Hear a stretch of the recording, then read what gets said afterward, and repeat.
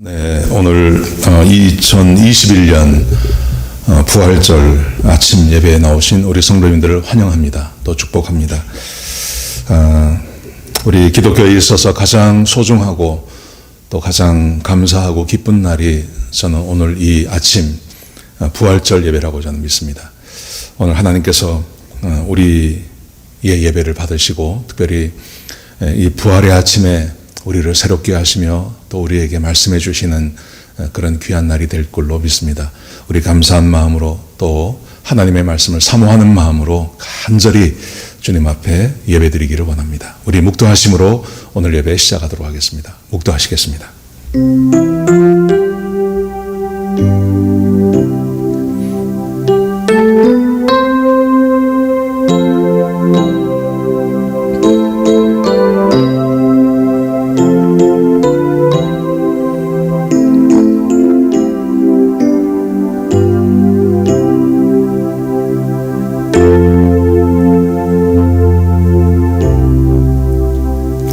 하나님 감사합니다.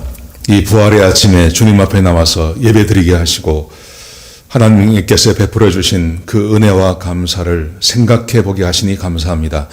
아버지 하나님, 죄로 인하여 죽었던 저희들을 살려내시고 하나님의 자녀 삼아 주시고 천국을 소망할 수 있는 그 은혜까지 부어주신 것 감사합니다.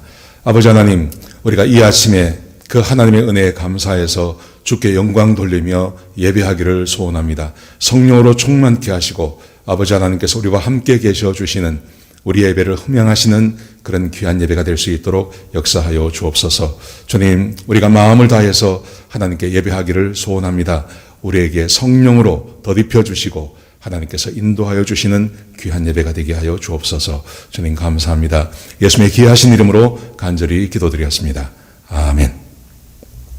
우리 찬송가 154장 같이 하시겠습니다.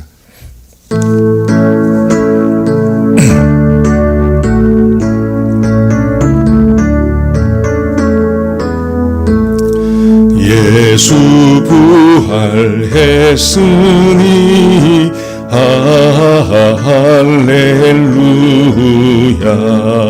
만민 찬송하여라. 할렐루야, 천사들이 즐거워. 할렐루야, 기쁜 찬송 부르네. 할렐루야, 대속하신 주 예수. 할렐루야,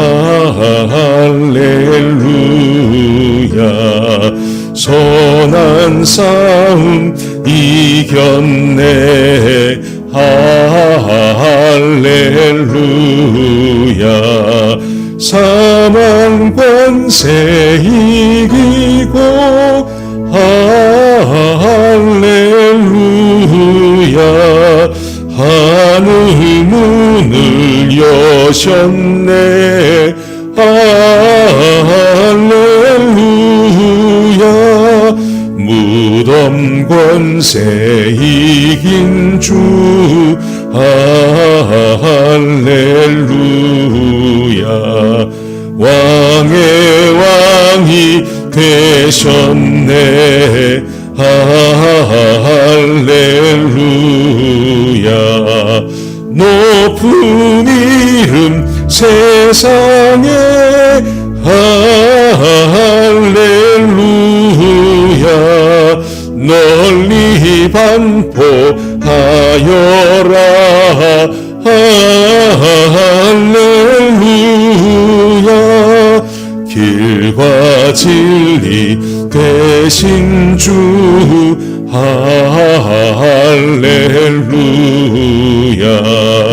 우리 부활하겠네. 할렐루야, 부활 생명 되시니. 할렐루야, 우리 부활하겠네.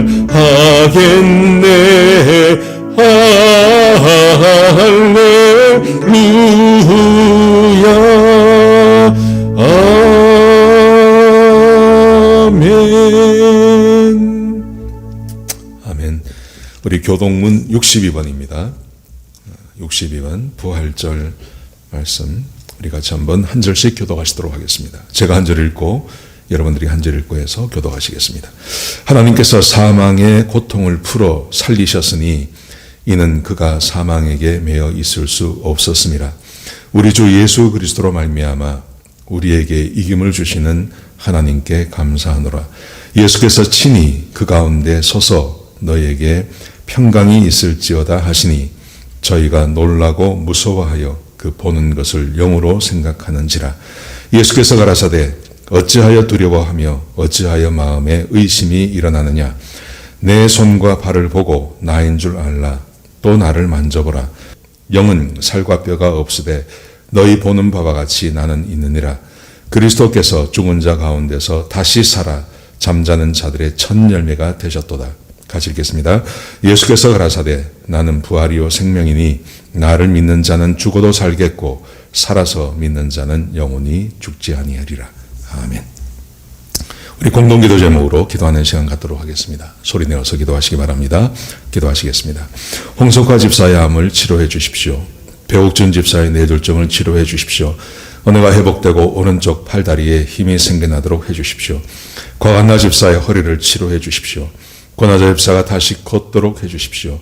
최영승 형제의 어머니의 암을 치료해 주십시오. 오기선 어린이가 회복이 잘 되게 해 주십시오. 강봉 장로의 임파선암을 치료해 주십시오. 김경수 집사의 당뇨를 치료해 주십시오. 우한 폐렴으로부터 우리를 지켜주십시오. 예수님의 이름으로 기도합니다. 아멘. 아멘. 이 시간 우리 남병환 집사님 나오셔서 기도 인도해 주시겠습니다. 부활의 주님이여 영원한 생명 되신 하나님 아버지 찬양하며 영광을 돌립니다. 오늘 부활주일을 맞이했습니다. 우리의 죄를 감당하시기 위해 고난의 십자가 지신 주님의 은혜와 사랑으로 또한 순종하심으로 구원의 길을 열어주신 주님께 감사드립니다. 우리는 다 양 같아서 그릇 행하는 죄인임을 고백하는 회개의 시간이 되기를 원합니다. 내가 만일 내 입으로 예수를 주라 시인하며 또 하나님께서 그를 죽은 자 가운데서 살리신 것을 내 마음에 믿으면 구원을 얻으리라고 약속하신 말씀을 의지하여 나아갑니다. 저희를 부활의 신앙으로 살게 하옵소서. 환난과 어려운 상황과 고통과 세상의 즐거움에 안주하지 않고 부활의 은혜와 소망과 능력의 확신으로 넉넉히 이기며 살게 하옵소서. 하나님의 나라가 이 땅에 우리의 일상에도 이루어지는 기쁨과 평안과 서로 사랑함으로 하나님이 주시는 안식을 누릴 수 있는 복된 삶 되게 하옵소서. 주의 말씀은 내 발의 등이요 내 길의 빛이라고 고백하며 지금의 상황의 생활에서 말씀을 붙잡고 의지하고 묵상하여 살도록 주의 말씀이 우리 안에 풍성히 거하여 지혜롭게 행하며 하나님께 감사함이 넘치게 되는 은혜 가운데 머물며 살게 하옵소서. 하나님 아버지, 육신의 병으로 고통받고 있는 주의 성도들, 우리 주님께서 채찍을 맞으심으로 나음을 입게 하실 주님을 의지하며 간구하는 기도 소리 응답해 주시옵소서. 치유의 회복으로 나음을 입게 하여 주시옵소서. 주님, 우리의 자녀들, 유년부, 중고등부, 영어부 이들의 삶 속에 예수 그리스도가 심어져서 성경적 믿음의 신앙으로 자라게 하시고 좋은 그리스도인으로 살아가는 세대들 되게 하옵소서. 이들을 인도하는 사역자들에게 성령의 은혜와 능력으로 감당할 수 있게 인도해 주시옵소서. 주님, 함께 성전에 모여 예배하며 교제하는 정상의 모임을 위해 하루속히 팬데믹에서 벗어나게 하여 주시옵소서. 바이러스로부터 보호해 주시고 이겨나갈 수 있도록 도와주시길 원합니다. 말씀을 전하시는 목사님께 참 성령의 은혜와 지혜로 함께하여 주시며 오늘도 말씀을 통하여 주시는 복된 말씀이 우리에게 새로운 은혜의 시간이 되게 하옵소서. 각자 처소에서 드려지는 예배가 오직 하나님께 영광이 되게 하옵소서. 모든 말씀 부활하시고 영원한 생명을 주신 우리 주 예수 그리스도의 귀하신 이름 의지하여 기도하옵나이다. 아멘. 네, 교회 앞에 광고 말씀드리겠습니다. 주일 예배, 수요 예배, 새벽 예배 많이 동참해 주셔서 감사드립니다. 또 어제 그저께 있었던 성금요 예배 많이 동참해 주셔서 감사드립니다. 온라인 헌금 힘들고 어려우실 텐데 마음을 다해서 또 정성을 다해서 헌금해 주셔서 감사드립니다. 오늘 명단은요 3월 21일부터 27일까지 교회 도착한 헌금 명단입니다. 확인해 보시고 혹시 착오가 있으시면 교회로 연락 주시기 바랍니다. 중고등부 대면 예배, 교회에서 드려지는 예배를 오늘부터 시작합니다. 그래서 오늘 11시에 오늘 교회에서 우리 나전사님하고 우리 중고등부 학생들이 모여서 함께 예배 드립니다. 위에서 기도해 주시고 중단되지 않고 계속되도록 기도해 주시기 바랍니다. 그리고 우리 어른들도 또 조만간에 대면 예배를 시작할 수 있도록 위에서 기도해 주시기 바랍니다. 어제 발표를 보니까 4월 15일부터는 25%가 아니라 50%까지 예배 드릴 수 있다 그렇게 되어 있습니다. 그래서 우리 교회 리더십과 잘 상의해서 교회를 대면 예배를 할 수 있도록 좀 그렇게 협조해 주시고 기도해 주시기 바랍니다. 네, 오늘 함께 은혜 받으실 말씀 요한복음 21장입니다. 21장 15절부터 17절까지 말씀을 같이 보시겠습니다. 요한복음 21장 15절에서 17절까지 말씀입니다. 우리 짧은 구절이니까 우리 한번 한 목소리로 같이 읽도록 하겠습니다. 시작. 그들이 조반 먹은 후에 예수께서 시몬 베드로에게 이르시되 요한의 아들 시몬아 내가 이 사람들보다 나를 더 사랑하느냐 하시니 이르되 주님 그러하나이다. 내가 주님을 사랑하는 줄 주님께서 아시나이다. 이르시되 내 어린 양을 먹이라 하시고 또 두 번째 이르시되 요한의 아들 시몬아 내가 나를 사랑하느냐 하시니 이르되 주님 그러하나이다. 내가 주님을 사랑하는 줄 주님께서 아시나이다. 이르시되 내 양을 치라 하시고 세 번째 이르시되 요한의 아들 시몬아 내가 나를 사랑하느냐 하시니 주께서 세 번째 내가 나를 사랑하느냐 하심으로 베드로가 근심하여 이르되 주님 모든 것을 아시나이다. 내가 주님을 사랑하는 줄을 주님께서 아시나이다. 예수께서 이르시되 내 양을 먹이라. 아멘. 부활하신 예수님께서 그의 어떤 일을 하셨을까? 성경은 구체적으로 무엇을 하셨는지는 잘 기록되지 않고 있습니다. 우리는 지금 부활의 아침을 맞고 있는데요. 부활하신 예수님께서 하늘나라로 승천하시기 전까지 예수님께서 무엇을 하셨는지를 한번 생각해 보는 시간이 되었으면 좋겠습니다. 우리는 부활하신 예수님을 믿습니다. 또 부활하신 것에 대해서 우리는 추호에 의심도 없습니다.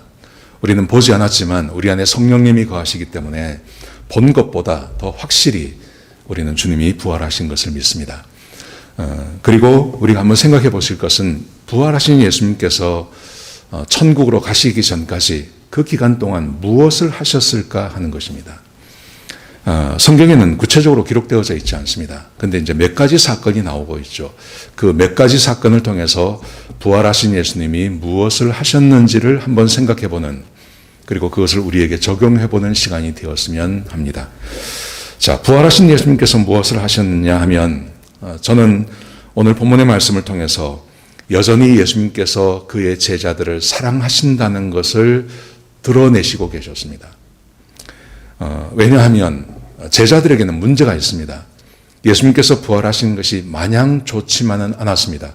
왜냐하면 그들은 예수님께서 잡히시는 그날, 그리고 예수님께서 십자가에 못 박히시는 그날, 그들은 예수님을 배반하고 예수님을 부인하고 그리고 예수님을 피해서 도망갔던 사람들입니다.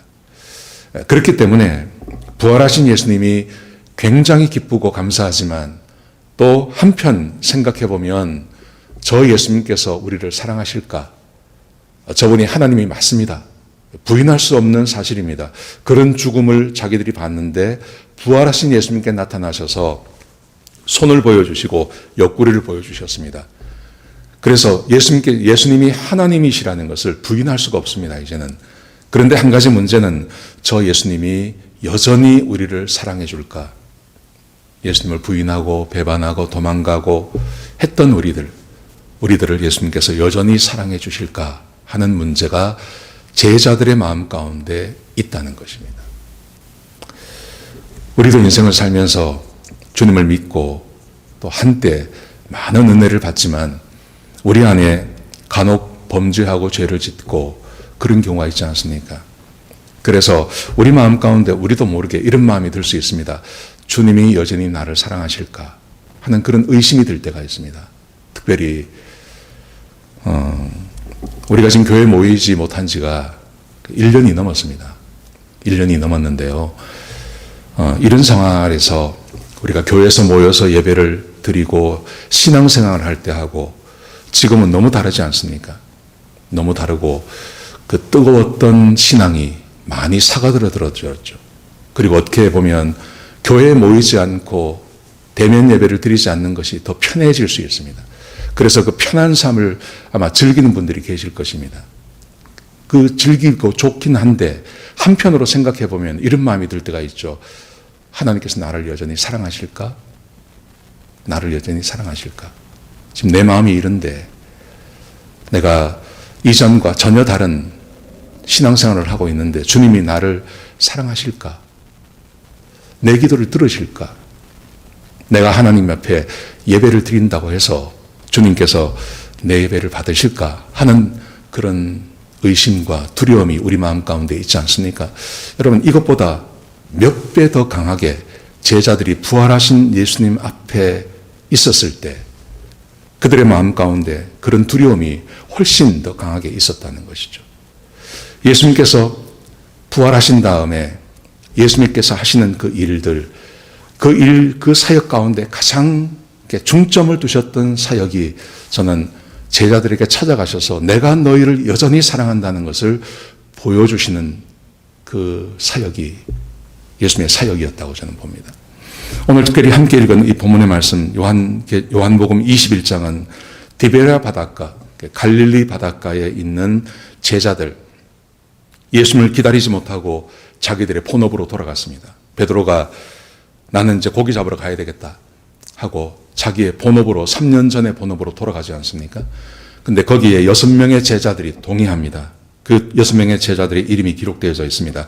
도마, 나다나엘, 야고보, 요한, 그리고 다른 두 제자라고 되어 있습니다. 특별히 여기에 야고보와 요한이 그리고 베드로가 수제자 3명입니다. 이 사람들이 다 나도 고기 잡으러 가겠다 하고 자기들의 본업으로 돌아가 있는, 영원히 갔다는 말은 아니지만 예수님을 기다리지 못하고 그렇게 돌아가 있는 그들의 마음, 그들의 심정이 얼마나 힘들고 어렵겠습니까?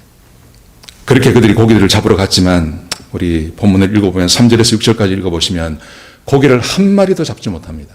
밤새 수고하는데 한 마리도 잡지 못했습니다. 새벽녘에 한 분이 저 해변가에 쓰셔서 제자들에게 말을 걸어오기 시작하십니다. 고기를 잡았냐고. 한 마리도 잡지 못했습니다. 그러자 그물을 배 오른쪽에 던져보라. 그러면 고기를 잡을 거다. 그렇게 말했습니다. 그래서 그들이 정말 배 오른쪽에 그물을 던져보았을 때 그물이 찢어질 정도로 많은 고기가 잡혔습니다. 그때 성경은 이렇게 말합니다. 예수께서 사랑하시던 그 제자, 요한을 말하는 거죠. 요한이 알아챘어요. 그래서 자기 옆에 있던 베드로에게 말합니다. 주님이시다 말을 했습니다. 그랬더니 베드로가 겉옷을 두르고 그리고 한 50간, 성경은 50간이라고 되어 있는데요. 한 90m, 한 100m를 수영을 해서 주님이 계신 그 해변가까지 수영해 나가지 않습니까? 나갔더니 예수님께서 숯불을 피워놓고 거기에 생선과 떡을 갖다 놨어요. 그리고 예수님께서 말씀하십니다. 지금 잡은 생선을 좀 가져오라고 말합니다. 그리고 제자들에게, 이제 막 도착한 제자들에게 조반을 먹으라고 말합니다. 그런데 아무도 조반을 먹지 못합니다. 아무도 밥을 먹지 못합니다. 왜냐하면 자기들이 한 짓이 있으니까요.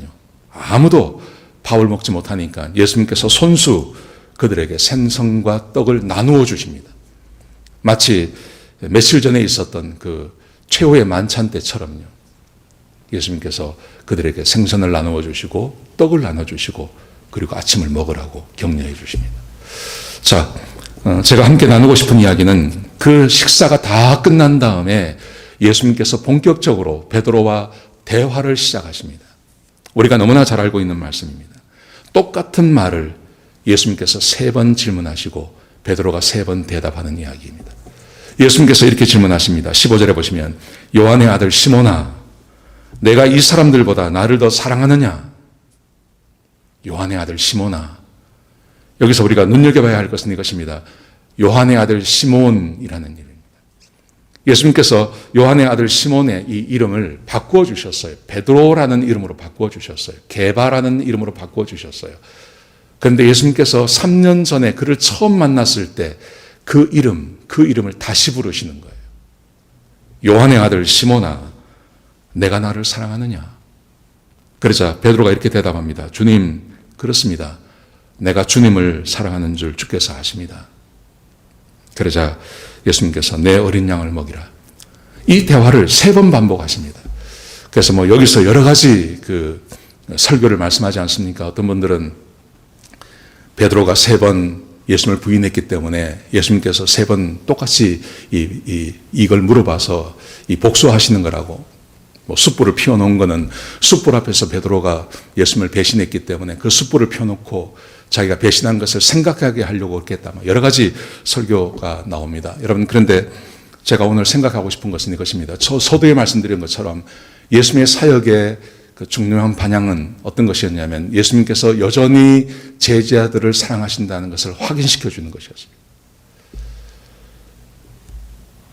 여러분, 예수님께서 왜 베드로에게 네가 나를 사랑하느냐라고 질문했을까요? 사람은요, 너 나 사랑해? 라는 말을 할 수 있는 사람은요, 어떤 사람이냐면 사랑하는 사람이 그렇게 질문할 수 있는 거예요. 왜 우리 자녀들이 어릴 때 우리 엄마 아빠가 혹시 이럴 때 이렇게 묻지 않습니까? 너 엄마가 좋아, 아빠가 좋아? 그렇게 묻습니다. 근데 그거는요, 엄마든 아빠든 그 아이를 지극히 사랑할 때 그걸 물어보는 거예요. 너 엄마가 좋아, 아빠가 좋아? 자기가 생각할 때 자기 남편보다 자기 아내보다 자기가 더 아이를 사랑한다고 생각하면 묻는 거죠. 너 엄마가 좋아, 아빠가 좋아? 저는 똑같은 거라고 생각합니다. 똑같이. 그래서 예수님께서 시몬아, 바요나 시몬아, 요한의 아들 시몬아, 네가 나를 사랑하느냐라는 이 말의 의미는 사실은 어떤 질문이냐면 이런 질문입니다. 베드로야, 내가 너 사랑하는 거 너 알아? 내가 너 사랑하는 거 너 알아? 이 질문이죠. 그리고 베드로는 이렇게 대답하는 겁니다. 예, 예수님, 주님이 저 사랑하는 거 압니다. 베드로야, 내가 너 사랑하는 거 알아? 이걸 3번 물어보시는 거예요. 얼마나 강조하시는지, 내가 너를 사랑하는지 너 알아? 예, 주님, 주님이 저 사랑하는 거 압니다. 베드로야, 내가 너를 얼마나 사랑하는지 너 알아? 예, 주님, 주님이 저 사랑하는 거 압니다. 베드로야, 내가 너를 사랑하는 거 너 알아? 예, 주님, 주님이 저 사랑하는 거 저 압니다. 여러분, 이런 뜻이 아닌가 저는 생각되어집니다. 이런 뜻이 아닌가. 사랑하기 때문에요. 제가 거듭 말씀드리는 거지만 지금 베드로에게 있어서 문제는 베드로가 예수님을 사랑하는 게 문제가 아니에요. 베드로는 예수님을 사랑해요. 그런데 베드로에게 문제가 되는 것은 자기가 배신하고 자기가 모른다 그러고 자기가 저주하기까지 모른다 그러고 예수님께서 채찍을 맞으시고 그 고난을 당하시는데 그 예수님 버리고 도망간 거예요. 그래서 그 예수님께서 여전히 자기를 사랑해 주실까? 이게 걱정이 되는 거예요. 이게 염려가 되는 거예요. 자기는 예수님 사랑하죠. 사랑하지 않을 수가 없는 거죠. 문제는 예수님께서 나를 사랑해 주실까? 이게 문제가 되는 거예요. 여러분, 이게 얼마나 큰 문제이냐면 예수님께서 지금 오늘 본문의 말씀은 예수님께서 제자들을 세 번째 찾아오신 거예요. 첫 번째, 두 번째, 그리고 세 번째가 있습니다. 첫 번째 찾아오셔서 예수님께서 제자들에게 굉장히 중요한 말씀을 하십니다.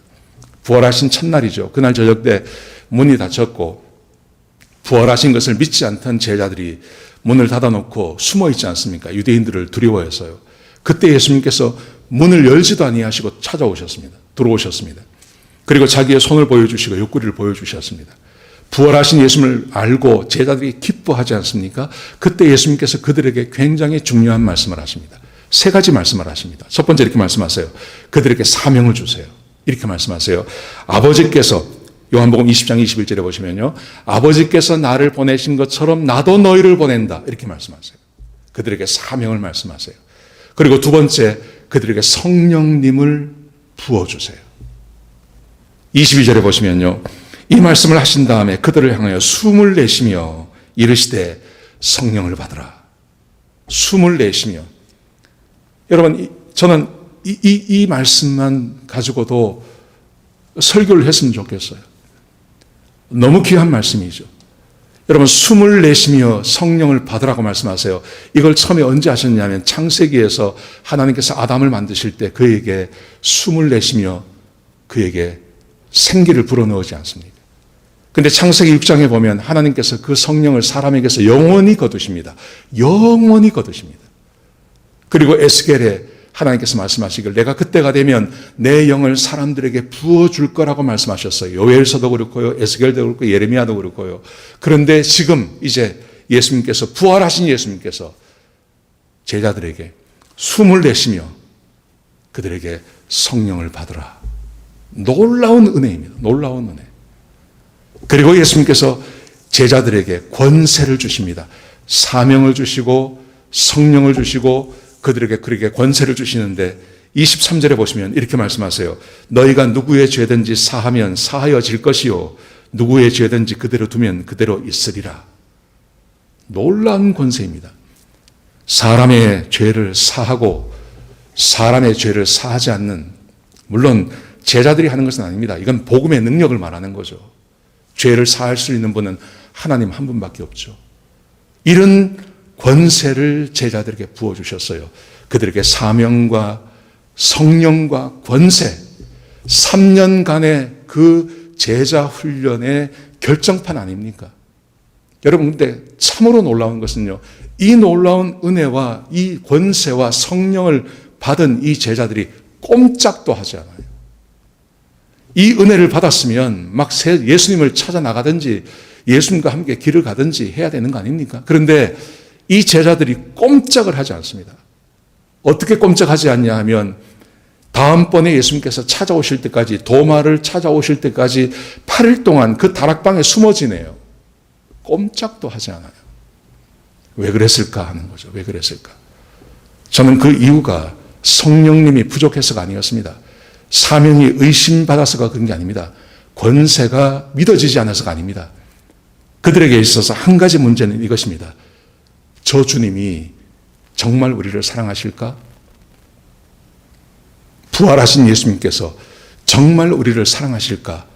하는 그 의심이 그 마음 가운데 있기 때문입니다. 왜 그렇습니까? 자기들이 한 짓이 너무 엄청났거든요. 너무 엄청난 일을 자기들이 했기 때문에 예수님께서 사명도 주시고 성령도 주시고 권세도 주셨지만 우리가 어떻게 세상에 나가서 우리가 배반한 예수님을, 우리가 헌책자만 버려버렸던 그 고난 가운데 있는 예수님을 버려버렸는데 우리가 어떻게 예수님을 전한단 말입니까? 도대체 이해가 되지 않는 겁니다. 자기들이 용서가 되지 않는 겁니다. 예수님께서 부활하신 다음에 부활하신 주님께서 그의 마지막 사역으로 노력하셨던 것, 그분이 하셨던 것, 저는 그것이 제자들에게 내가 여전히 너희를 사랑한다. 특별히 베드로에게요. 내가 너를 여전히 사랑한다. 내가 이전보다 더 많이 너희를 사랑하고 앞으로도 계속해서 너희를 사랑할 거다. 너희가 비록 범죄하고 죄를 짓고 나를 버리고 도망갔지만 내가 여전히 너희를 사랑한다 하는 것을 보여주시는 것, 그것을 믿도록 해주시는 것, 그게 예수님께서 마지막 이 땅의 사역으로 우리에게 남겨주신 것. 저는 그 말씀이 우리 말씀이라고 생각합니다. 이 부활의 아침에 우리에게 꼭 필요한 말씀이 아닌가 생각되어집니다. 아까 말씀드린 것처럼 우리는 지난 1년 동안 교회에서 예배를 드리지 못했습니다. 우리의 기도의 사역도, 우리의 예배의 열심도, 우리의 봉사하는 마음도, 또 성도들을 위하고 사랑하는 마음도 다 줄어들었습니다. 다 줄어들었습니다. 그래서 우리 마음 가운데 나도 모르게 이런 마음이 들 때가 있습니다. 내 기도 하나님께서 들으실까? 저도 그런 마음이 듭니다. 내 기도를 하나님께서 받으실까? 이렇게 텔레비 앞에서 드리는 이 예배를 하나님께서 받으실까? 하나님께서 나를 받으실까? 이 염려가 왜 없겠습니까? 그런데 이 부활의 아침에 부활하신 예수님께서 우리에게 주시는 교훈, 우리에게 주시는 말씀, 저는 그 말씀이 아니야. 내가 여전히 너희를 사랑해. 내가 여전히 너희를 사랑해. 그 메시지가 주께서 우리에게 주시는 메시지가 아닌가 하는 마음을 갖게 되는 것이죠. 여러분, 사람은 말입니다. 사람이 사람을 서로 사랑할 때가 있죠. 부부 간에 서로 사랑하고, 부모 자식 간에 서로 사랑하고, 형제 간에 서로 사랑하고, 친구 간에 서로 사랑하고, 이 사랑이 있습니다. 그런데 이 사랑이 있는데 이 사랑은 서로 사랑하는 것입니다. 서로 사랑하는 것입니다. 우리 결혼하기 전에 우리 처음 우리 부부들이 서로 사랑할 때 그냥 처음에는 이유 없이 사랑했죠. 상대가 굉장히 매력적이고 하기 때문에 사랑했습니다. 근데 그 사랑을 지속하는 것은요, 그 매력이 아니에요. 내가 사랑하고 상대가 나를 사랑해 주는 것, 그게 맞을 때 서로 사랑하는 거예요. 부모 자식 간도 마찬가지입니다. 내 자식이기 때문에 무조건 사랑합니다. 근데 이게 계속 가는 것은 아닙니다. 그 자식이 부모에게 사랑으로 화답하는 게 있어야죠. 그때 부모와 자식이 서로 사랑하게 되는 것입니다. 세상에 보면 부모와 자식 관계도 안에도 원수지간이 있지 않습니까? 형제도 마찬가지 아닙니까? 서로 사랑하는 거죠. 사랑을 주고 사랑을 받는 것입니다. 여러분, 그런 면에 있어서 우리가 하나님을 어떻게 사랑하게 될까요? 우리가 하나님을 어떻게 사랑합니까? 성경은 사람이 하나님을 어떻게 사랑한다고 말하는 걸까요? 지금 예수님께서 베드로에게 말씀하지 않습니까? 베드로야, 내가 너 사랑하는 거 알지? 내가 너 사랑하는 거 알지? 이렇게 질문합니다. 그런데 베드로는 예수님께서 베드로를 사랑하는 것을 어떻게 알까요? 이것은 하나님께서 실제적으로 베드로를 사랑해 주시는 것입니다. 그리고 하나님께서 사람을 사랑하실 때는요, 진짜 하나님께서 사람을 사랑하시는 거예요. 요한일서 4장 10절에 보시면 하나님의 사랑은 이렇게 말합니다. 하나님과 사람의 사랑은 이렇게 말합니다. 사랑은 여기 있으니 우리가 하나님을 사랑하는 것이 아니요 하나님이 우리를 사랑하사. 사람이 하나님을 사랑합니다. 사람이 하나님을 사랑하는데 성경은 뭐라고 말씀하시냐면 사람이 하나님을 먼저 사랑한 게 아니라 하나님께서 사람을 먼저 사랑하세요. 그래서 사람이 하나님의 사랑을 알아요. 그리고 그 사랑을 받아요. 그리고 사람이 하나님을 사랑하는 거예요. 그래서 정확히 말합니다. 사랑은 여기 있으니 우리가 하나님을 사랑하는 것이 아니요 하나님이 우리를 사랑하사 우리 죄를 속하기 위하여 화목제물로 그 아들을 보내셨음이니라. 하나님께서 사람을 먼저 사랑하세요. 11절에 보시면요, 사랑하는 자들아 하나님이 이같이 우리를 사랑하셨은즉 우리도 서로 사랑하는 것이 마땅하도다. 그리고 16절에 가시면 이렇게 말씀하십니다. 하나님이 우리를 사랑하시는 사랑을 우리가 알고 믿었으니, 하나님의 사랑을 받은 것, 내가 하나님의 사랑을 받은 것을 내가 알아요. 그리고 하나님을 믿어드리는 거, 믿는 거예요. 하나님이 우리를 사랑하시는 것을 우리가 알고 믿었으니 하나님은 사랑이시라. 사랑 안에 거하는 자마다 하나님 안에 거하고 하나님은 그의 안에 거하시느니라. 하나님께서 사람을 먼저 사랑하세요. 그리고 사람이 그 사랑을 알고 하나님을 믿고 하나님을 사랑하게 되는 거예요. 여러분, 사랑이라는 것은 항상 함께 가는 겁니다. 항상 함께 가는 겁니다. 한쪽이 일방적으로 사랑하는 거 아닙니다. 그리고 사랑을 받아보지 못하고 어떻게 사랑합니까? 부부 간에도, 그리고 부모 자식 관계에도, 형제 간에도 그런 사랑은 없습니다. 한쪽이 계속 일방적으로 사랑하고 한쪽은 아무것도 해주지 않는 그런 사랑은 없습니다. 서로 사랑하는 겁니다. 서로. 하나님과 사람의 관계도 마찬가지라는 거예요. 사람이 하나님의 사랑을 받고 그리고 하나님을 사랑하는 거예요. 여러분, 성경을 가만히 보십시오. 성경 안에 보시면 하나님께서 사람을 사랑하시는 것이 있습니다. 예수님께서 베드로에게 말합니다. 너 나 사랑하니? 무슨 말이냐면 내가 너 사랑하는 거 너 알지? 이 말이죠. 내가 너 사랑해. 내가 너를 얼마나 사랑하는데. 여러분, 하나님은 성경 안에서 우리를 사랑하시는 것을 굉장히 많이 드러내십니다.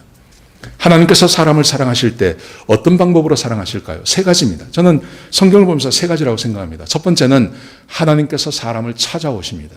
지난 금요일 함께 나눴습니다. 하나님께서 사람을 찾아가시기 위해서 예수님께서 십자가에 못 박혀 죽으시는 거예요. 그 이전에도요. 하나님은 언제나 사람을 찾아가십니다. 하나님께서 자기가 만드신 아담을 하나님께서 찾아가셔요. 하나님께서 아브라함을 찾아가십니다. 우상을 섬기는 아브라함을 하나님께서 찾아가십니다. 하나님께서 기도원을 찾아가시고요. 하나님께서 다윗을 찾아가시고요. 하나님께서 사울을 찾아가시고요. 하나님께서 바울을 찾아가시고 하나님께서 우리를 찾아오십니다. 그리고 하나님께서 베드로를 찾아가시는 거예요. 하나님은 언제나 찾아가시는 분이십니다. 두 번째, 하나님께서는 찾아가셔서 자기가 하나님이심을 드러내십니다. 사람은 모르죠. 찾아온 분이 누군지 모릅니다. 그런데 하나님께서 자기가 전능하신 하나님 되심을 하나님께서는 언제나 드러내십니다. 이스라엘 백성들에게, 애굽에 있는 이스라엘 백성들에게 하나님께서 찾아가셨습니다. 모세를 보내셔서 찾아가셨습니다. 그리고 그들에게 10가지 재앙을 보여주십니다. 홍해를 가르십니다. 아침마다 만나를 내리십니다. 불기둥과 구름기둥으로 그들을 인도해 주십니다. 왜 그렇게 하시냐 하면 자기가 하나님이심을 그들이 알게 하시려고요. 하나님은 언제나 그렇게 하셨습니다.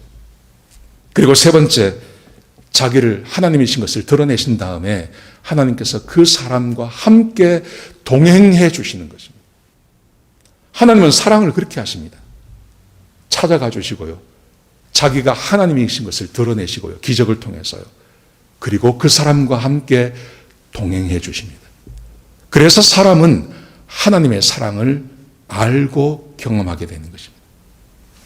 예수님께서 정확하게 이 세 가지 방법으로 베드로를 사랑해 주셨습니다.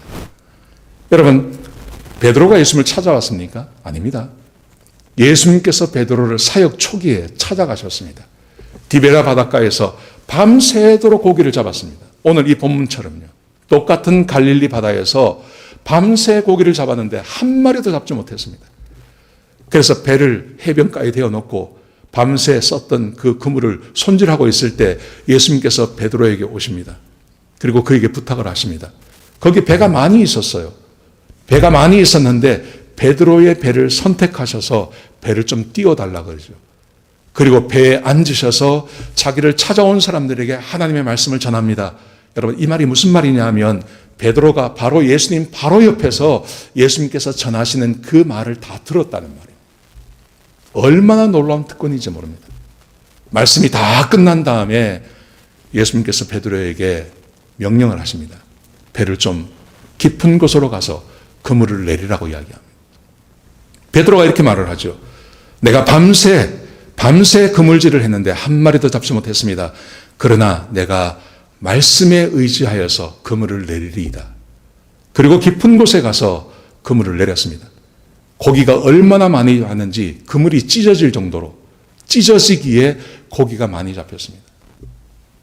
여러분, 누가복음에 보면 이 상황을 겪은 다음에 베드로가 어떻게 하냐 하면요. 예수님의 무릎 아래 엎드립니다. 무릎을 예수님 앞에 무릎을 꿇은 게 아니라 예수님의 무릎 아래에 엎드렸습니다. 아예 납작 엎드렸습니다. 그리고 말하기를 주님, 나는 죄인입니다. 나를 떠나소서. 베드로는 예수님이 하나님의 아들이신 것으로 그렇게 받아들이는 겁니다. 그때 예수님께서 베드로에게 말씀하십니다. 무서워하지 마라. 내가 앞으로 너를 사람 낚는 업으로 쓰겠다고 말씀하세요. 그리고 그를 제자로 부르시는 거예요. 예수님께서 베드로를 개인적으로 찾아가 주시는 거예요. 어마어마한 은혜입니다. 그 시대에 몇 사람 누리지 못하던 그 사랑과 그 은혜를 베드로가 맛봤습니다. 그뿐이 아니지 않습니까?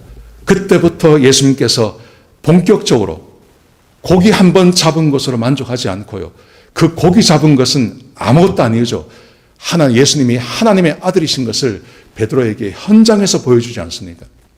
첫 번째 예수님께서 행하신 기적, 베드로의 장모의 그 열병을 고쳐주십니다. 베드로의 장모의 집에 들어가셔서 개인적으로 그의 장모의 열병을 고쳐주십니다. 그리고 그날 이 소문을 듣고 그 장모 집에 찾아온 그 많은 병자들, 그 모든 병자들을 예수님께서 현장에서 다 고쳐주십니다. 베드로가 그것을 장모의 집에서 봤단 말입니다. 얼마나 놀라운 일입니까? 가나의 혼인잔치에서 물이 포도주가 되지 않았습니까? 그리고 수많은 기적들이 있습니다. 저는 성경을 다시 이렇게 쭉 보면서요, 베드로에게 큰 충격이 왔을 그런 기적이 어떤 것일까? 몇 가지가 있더라고요. 병자가 굉장히 많았는데, 많은 기적을 행하셨는데, 특별히 베드로를 놀래킨 기적. 저는 그게 거라사인의 군대 귀신 들린 자를 살리는 사건이라고 생각합니다. 거라사 지방에 갔습니다. 군대 귀신이 걸려서 쇠사슬을 묶어놔도 이것을 감당하지 못합니다. 그런데 예수님께서 가셔서 그 귀신들에게 명령하셔서 그 귀신들이 돼지떼에게 들어가게 하셨습니까? 그런데 이 돼지떼가 몇 마리냐면 2,000마리였습니다. 그런데 이 2,000마리가 비탈길을 내달려서 호수에 빠져서 다 몰사해버립니다.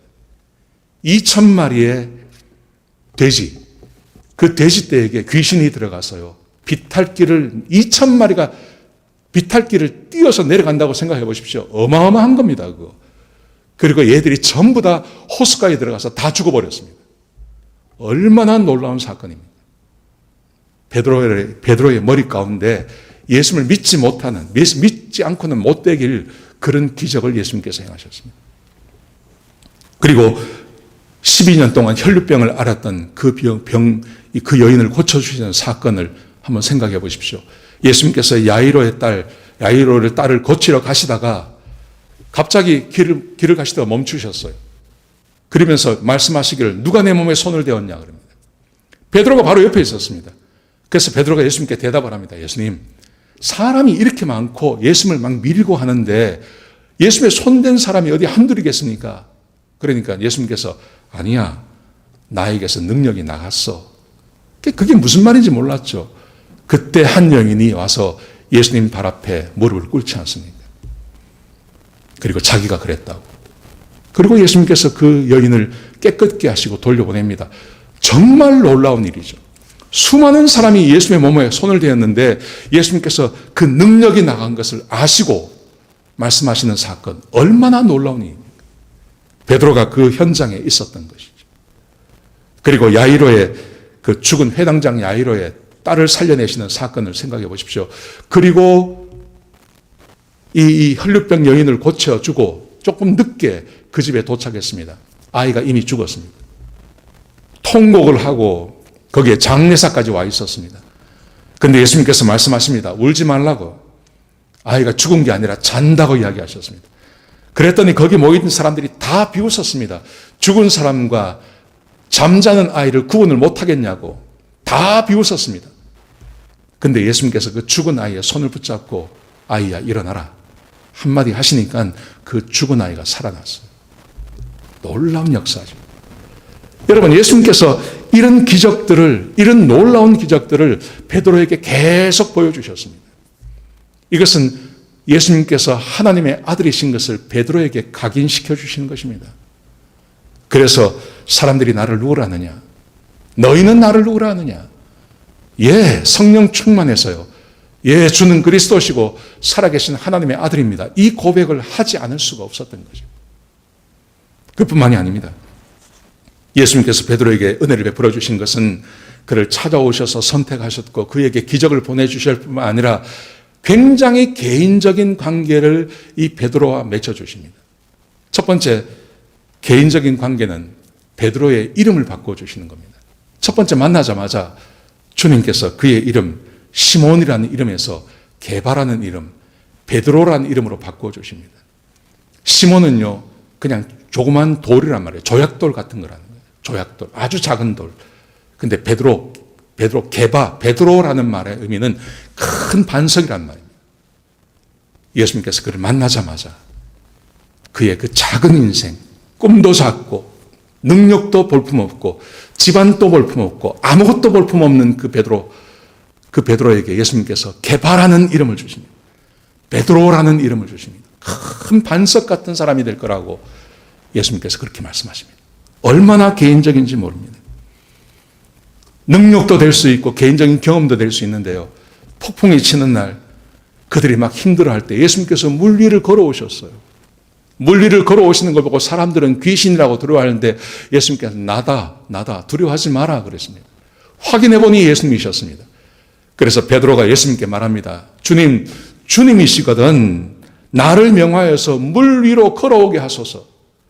예수님께서 오라고 말씀하시죠. 베드로가 그 폭풍이 치는 바다 위를 걷지 않습니까? 두려워서 빠지기 전까지 그 물 위를 실제로 걸어갔습니다. 얼마나 놀라운 경험입니까? 인류 역사상에서 한 사람도 경험하지 못한 것, 그것을 이 베드로가 개인적으로 자기가 경험하게 되는 것입니다. 하나님의 놀라운 은혜가, 예수 그리스도의 놀라운 개인적인 은혜가 그에게 임한 것입니다. 상상을 해보십시오. 얼마나 놀라운.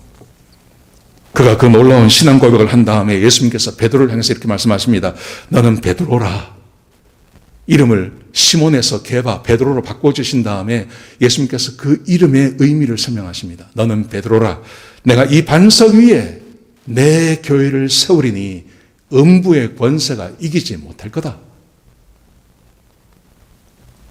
얼마나 놀라운 은혜예요. 예수님께서 베드로에게 그런 은혜를 말씀하시는 거예요. 교회, 너의 그 믿음, 신앙 고백 위에 그냥 아주 이것을 그냥 객관적으로 말씀하실 수 있습니다. 베드로야, 너의 그 신앙 고백 위에 내가 이 교회를 세울 거야. 이렇게도 말씀하실 수 있는데 예수님께서 그렇게 말씀하지 않으시고 굉장히 지극히 개인적으로 말씀하십니다. 베드로야, 내가 너 위에 내가 교회를 세우겠다. 그래서 이 말씀을 얼마나 많은 사람들이 오해하고 있습니까? 근데 예수님께서 그렇게 하세요. 개인적으로 그 은혜를 부어주시는 거예요. 그런가 하면 질책도 하지 않습니까? 베드로가 예수님께서 죽는다는 말씀을 하시니까 붙잡고 간하여서 그런 일이 없을 거라고 이야기하니까 사탄아 물러가라. 예수님께서 개인적으로 그를 질책해서 그가 얼마나 잘못된 생각을 하고 있는지를 주시면서 현장에서 그의 마음을 바꾸도록 하지 않습니까? 사탄아 물러가라. 예수님께서 그를 사랑하셔서 그렇게 인도해 주시는 거죠. 그를 데리고 변화산으로 올라가지 않습니까? 예수님과 모세와 엘리야가 대화하는 것을 보게 하시고 천국을 맛보게 해주십니다. 그래서 베드로가 자기가 하는 말이 뭔지도 모르고 여기에 우리 텐트 3개를 짓고 초막 3개를 짓고 여기서 그냥 삽시다. 무슨 말인지도 모르고요. 그런 말을 할 수 있도록 하나님께서 개인적인 은혜를 그들에게 베풀어 주시는 거예요.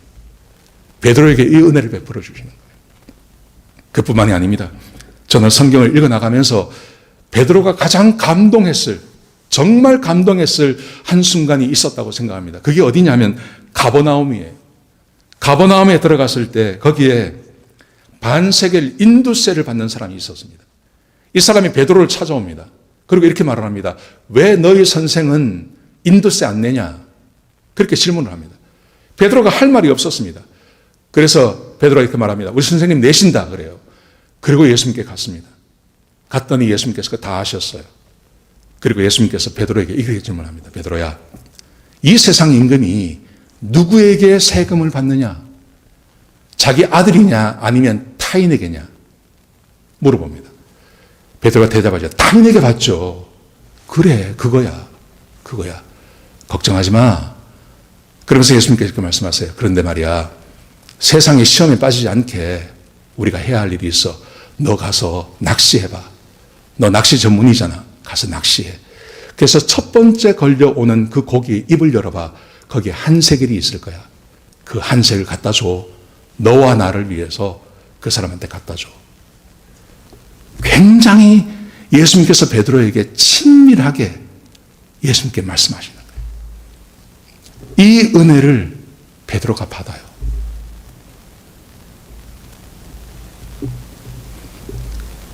생각해 보세요. 베드로가 이 사랑을 예수님께 받아요. 그래서 베드로는 자기가 처음 예수님을 만나는 과정, 예수님께서 기적을 행하시고 그 기적을 굉장히 개인적인 것으로 하시며 자기가 철석같이 믿고 있는 그 하나님이 자기 개인적으로도 이 은혜를 부어주시는 걸 보면서 베드로는 마음에 추워도 의심이 없는 겁니다. 만약 저 예수님께서 고난을 당하시면 나는 내 목숨을 바쳐서라도 이걸 막을 거라. 그래서 베드로가 고백한 말이 거짓말이 아닙니다. 모든 사람이 다 버려도 나는 안 버릴 겁니다. 이게 거짓말이 아닙니다. 정말 자기 안에서 하나님의 사랑을 그렇게 받았기 때문에, 예수님의 사랑을 그렇게 경험했기 때문에 자기가 이 고백을 자기가 스스로 하는 겁니다. 내가 무슨 일이 있어도 예수님을 지킬 겁니다. 그런데 이게 생각대로 되지 않았죠. 이게 생각대로 되지 않았습니다. 자기 생각하고 완전히 반대로 되었습니다. 얼마나 놀랐을까요? 얼마나 자기가 미울까요? 자기 자신도 자기가 용서가 안 되는 겁니다. 그러니 예수님께서 자기를 용서하실 거라는 상상을 못 하는 겁니다. 자기가 이렇게 미운데 저 예수님께서 나를 계속 사랑해 주실까? 상상이 안 되는 거죠. 그래서 예수님께서 오셔서 그에게 사명도 주시고 권세도 주시고 성령을 부어주셨음에도 불구하고 베드로뿐만 아니라 나머지 제자들도 꼼짝을 못하고 그냥 가만히 있는 겁니다. 저 주님이 우리를 사랑하지 않는데, 우리의 전과가 이러한데 어디 가서 예수님을 전할 수 있냐는 것입니다. 그래서 꼼짝하지 않고 거기에 머물러 있는 겁니다. 여러분, 우리의 상황과 비슷하지 않습니까? 우리가 하나님께 얼마나 큰 은혜를 받았습니까?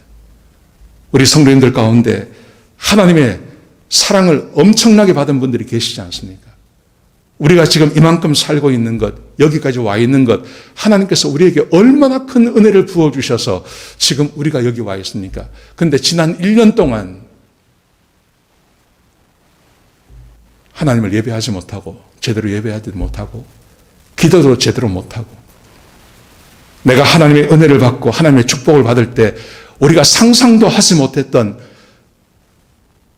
그 일들을 우리가 지금 지난 1년 동안 하지 않았습니까? 교회당에도 가지 못하고, 성도들도 만나지 못하고, 하나님 앞에 제대로 된 기도도 못하고, 제대로 된 예배도 드리지 못하고, 근데 더 우리를 움츠러들게 만드는 것은 이게 너무 좋다는 겁니다. 이렇게 사는 게 너무 편하고 좋다는 겁니다.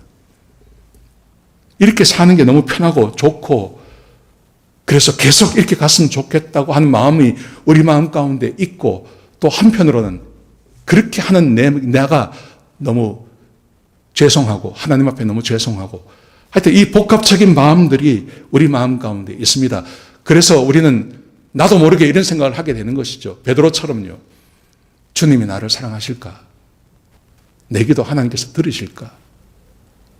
이렇게 가다가 내 삶에 고난이 생기고 문제가 생기고 어려움이 생기면 내가 그때 기도해야 되는데 주님께서 내 기도 들어주실까? 혹은 지금 내가 힘들고 어려워서 하나님 앞에 기도해야 되는데 주님께서 내 기도 들어주실까? 이런 염려들을 우리가 베드로와 똑같이 하게 되는 거 아니겠습니까? 예수님께서 베드로의 이 마음을 아셨습니다.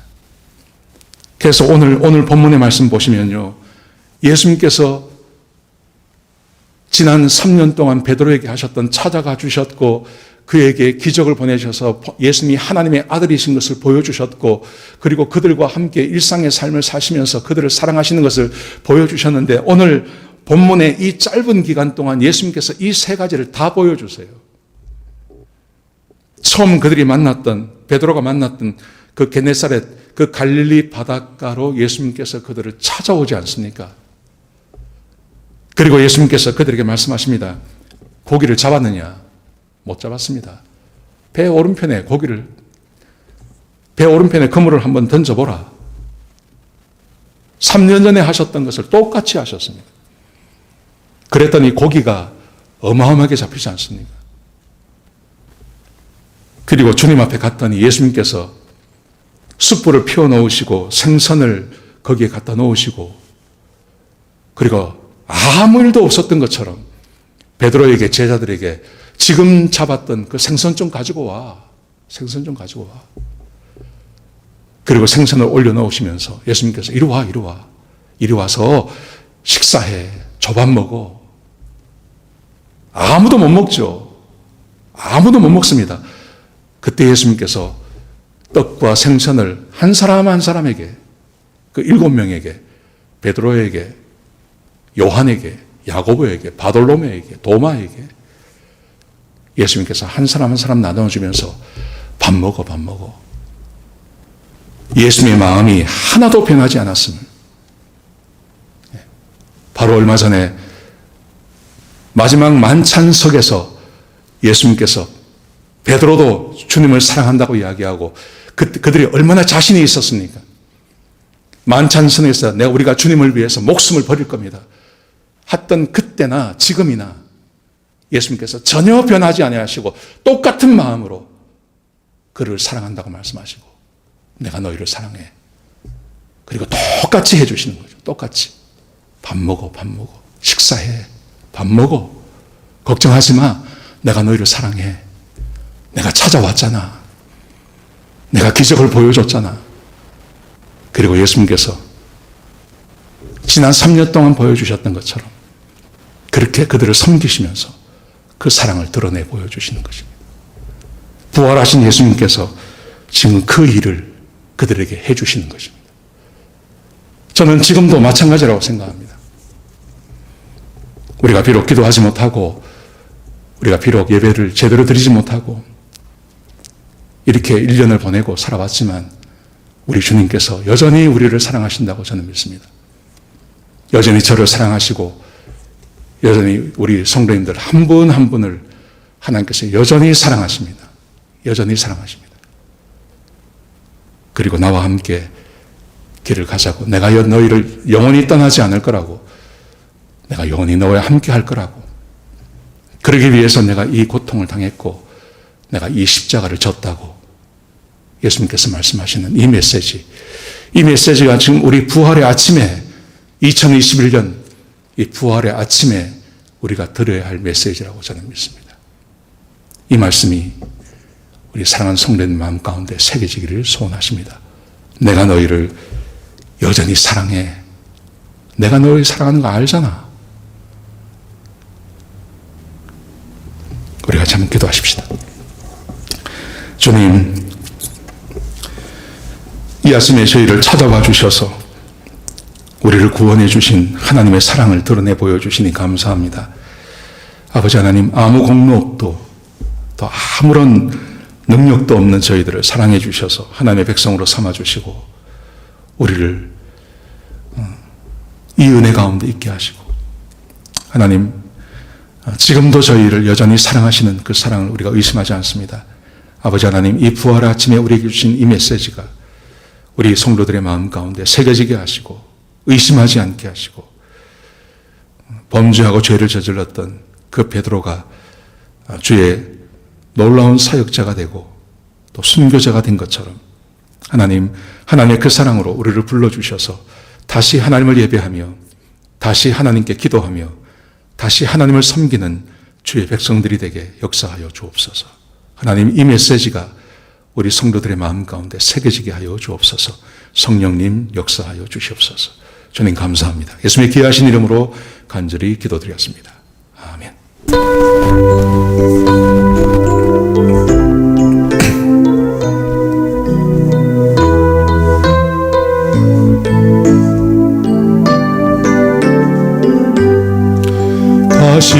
사신 구세주 나 항상 섬기네.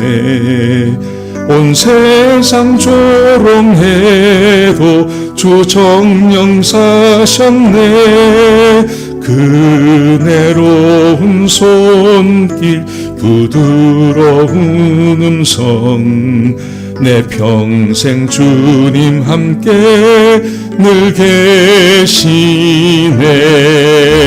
예수 예수 늘 살아계셔서 주 동행하여 주시며 늘 말씀하시네. 예수 예수 내 구세주 예수 내 맘에 살아계시네. 늘 살아계시네. 온 세상 살펴보니 주 사랑 알겠네. 내 맘이 아플 때도 주 사랑 알겠네. 이 세상 풍파 이길 힘 주시는 주님 마침내 영광 중에 늘 오시리. 예수 예수 늘 살아계셔서 주 동행하여 주시며 늘 말씀하시네. 예수 예수 내 주 예수 예수 내 맘에 살아계시네. 늘 살아계시네. 주 믿는 성도들아 다 기쁜 노래로 주 예수님과 함께 다 찬양 드리세. 이 세상 소망이요 참 친구 되시는 주 예수 영원토록 찬양하세. 예수 예수 늘 살아계셔서 주 동행하여 주시며 승하시네. 예수 예수 내 구세주 예수 내 맘에 살아계시네. 늘 살아계시네.